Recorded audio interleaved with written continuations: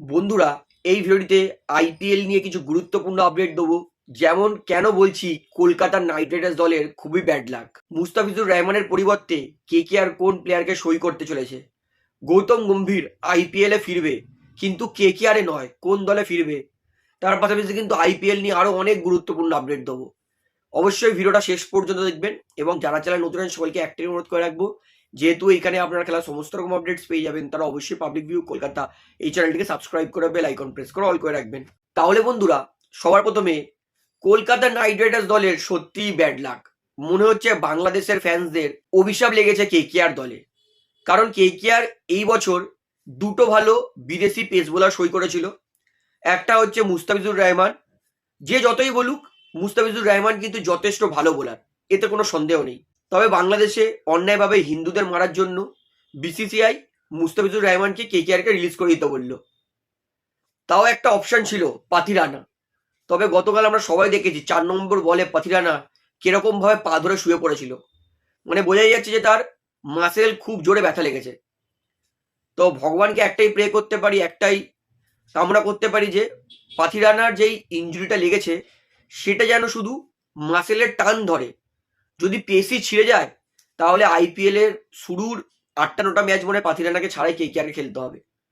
অর্থাৎ কেকেআর এই বছর দুটো ভালো বিদেশি বোলার কিনেছিল, তার মধ্যে ফিজ পলিটিক্যাল কারণে বাদ চলে গেল, পাথিরানা বেঁচে ছিল, তারও ইঞ্জুরি লেগে গেল।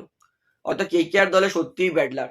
তবে একটা ভালো খবর, মুস্তাফিজুর রহমানের পরিবর্তে কেকেআর কিন্তু ব্লেসিং মুজারবানি, জিম্বাবুয়ের ওই পেস বোলারটা যে চমৎকার বল করছে টি-20 বিশ্বকাপে, তাকে নেওয়ার চিন্তা ভাবনা করছে। তো আপাতত কিন্তু বলতে পারি ব্লেসিং মুজারবানি কেকেআর দলে আসার সম্ভাবনা কিন্তু প্রচুর প্রচুর 70-80% কনফার্ম ধরে নিন।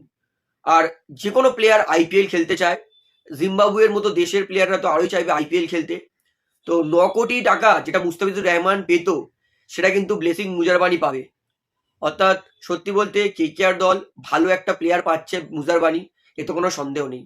তো আমি বলবো কেকেআর এর সামান্য ব্যাড লাক হলেও কিছুটা গুড লাক যে ব্লেসিং মুজারবানির মতো এত ভালো পেস বোলার পাচ্ছে কেকেআর। কেকেআর ম্যানেজমেন্টের প্রশংসা করবো, কারণ কেকেআর কিন্তু কোনো তাড়াহুড়ো করেনি। কেকেআর দেখতে চাইছিল যে বিশ্বকাপে কোনো আননোন বোলার ভালো বোলিং করে কিনা, তারপরেই তারা ফাইনাল ডিসিশন নেবে। তো বিশ্বকাপে আননোন বোলার মুজারবানি দুর্দান্ত পারফরমেন্স করেছে। অর্থাৎ কেকেআর কিন্তু মুজারবানিকে টার্গেট করছে। অর্থাৎ ফিজের পরিবর্তে মুজারবানি, এবং একটাই প্রে করতে পারি যাতে মাথিসা পাতিরানার পেশি শুধু টান পড়েছে, পেশি ছিঁড়ে যায়নি। তো কেকেআর কিন্তু এই গুরুত্বপূর্ণ আপডেটটা অবশ্যই সবার জানা দরকার, তাই ভিডিওটা শেয়ার করে সবাইকে জানাবেন। এইবারে কেকেআর ফ্যান্সদের জন্য কিন্তু একটা হার্ট মানে বাড়ানোর মতো একটা আপডেট দেবো। কেকেআর দলের অন্যতম সেরা প্লেয়ার এবং কোচ গৌতম গম্ভীর, তাকে কিন্তু নেওয়ার পরিকল্পনা করেছে রাজস্থান রয়্যালস। রাজস্থান রয়্যালসকে বুদ্ধিটা একবার লাগিয়েছে দেখুন। যেহেতু ভারতের কোচ গৌতম গম্ভীর, অর্থাৎ গৌতম গম্ভীর কোনোভাবে আইপিএল এর কোচিং করাতে পারবে না। তাই জন্য রাজস্থান রয়্যালস এই মুহূর্তে গৌতম গম্ভীরকে অ্যাজ আ পার্টনার এবং সিইও নিতে পারে। সিইও মানে আমাদের যেমন কেকেআর এর সিইও বলতে ভেঙ্কি মাহেশ্বর, মোটামুটি সবকিছুই দেখাশোনা করে। তো গৌতম গম্ভীর তো এই মুহূর্তে সরাসরি আইপিএল এ কোচিং বা মেন্টরের পদে পাবে না, তাই জন্য পার্টনার এবং সিইও এই দুটোর প্রস্তাব আছে গৌতম গম্ভীরের কাছে। মানে ভাবুন, গৌতম গম্ভীর যদি সিইও থাকে, ড্রেসিং রুমে গৌতম গম্ভীর যত ভালো পেপটক দিতে পারবে, সিইও হিসেবে গৌতম গম্ভীর এত ভালো কোচিং করাবে।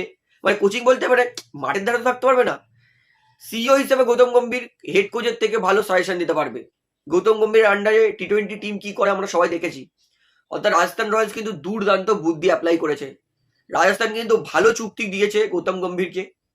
তবে আমার মনে হয় গৌতম গম্ভীরের কাছে টাকাটা কোনো বড় ব্যাপার নয়। যে 1 টাকায় 1 লক্ষ মানুষকে খাওয়াতে পারে, তার কাছে টাকাটা কোনো বড় ব্যাপার না, আমরা সবাই জানি। তো আমার মনে হয় না রাজস্থানের এই চুক্তিতে হ্যাঁ বলবে গৌতম গম্ভীর। কারণ গৌতম গম্ভীর কোচিং ছাড়লে কিন্তু কেকেআর এর দরজা অলওয়েজ খোলা আছে, শাহরুখ খান বলেও দিয়েছিল। তবে দেখা যাক গৌতম গম্ভীর রাজস্থান রয়্যালসের এই প্রস্তাবে কি বলে। তো গৌতম গম্ভীর যদি সত্যি কেকেআর ছেড়ে রাজস্থান রয়্যালসে চলে যায়, রাজস্থান রয়্যালসের জন্য তো দারুণ আপডেট, কিন্তু কেকেআর এর জন্য সামান্য ব্যাড নিউজ। কারণ ইন্ডিয়ার কোচিং এর পথ সরলেই সিইও থেকে গৌতম গম্ভীর কিন্তু আবার মেন্টর বা হেড কোচ হয়ে যাবে। অর্থাৎ রাজস্থান কিন্তু লং টার্ম প্ল্যান করেছে। তো আপনার কি মনে হয়, গৌতম গম্ভীর সত্যি কলকাতা নাইট রাইডার্সের রাজস্থান রয়্যালস নির্বাচন করবে? আপনার কি মতামত আমাকে অবশ্যই কমেন্টে জানাবেন। কেকেআর এর মনে এইবারেও 25 কোটি টাকা জলে যাবে। কারণ ক্যামেরুন গ্রিন যতটা আশা করে কেকেআর কিনেছিল, ক্যামেরুন গ্রিন কিন্তু সেরকম পারফরমেন্স একদমই দিতে পারছে না।